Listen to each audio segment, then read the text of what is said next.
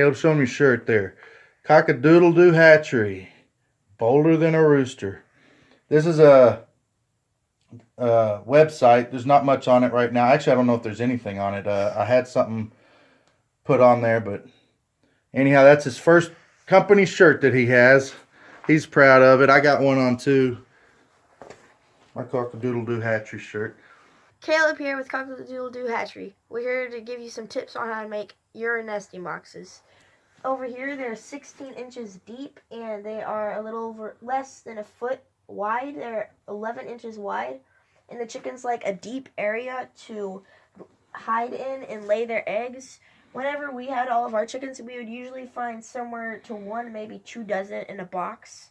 Over here, they're a little deeper and longer, and we would usually have 5 or 6 chickens in those 2 corners. And here we would usually have 2 or 3 chickens, and we would get quite a few eggs.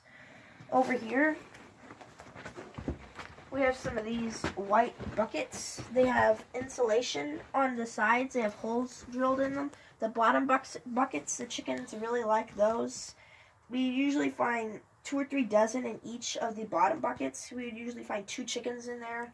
In the top buckets, we would usually find maybe 6 or 7 eggs per bucket. And over here, the buckets in here, they're about the same depth down here, not up here. They're a little longer. We put these right here so they can get on to get in.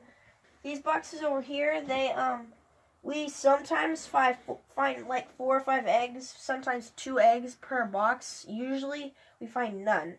And that's because they're not separated and they're not as deep, and the chickens don't really like those. They like these where they can hide in them, and they're darker. And chickens like dark areas to lay their eggs in because they think people can't see them, and they feel more comfortable with it. And that's a few tips on how to make nesting boxes and what the chickens like.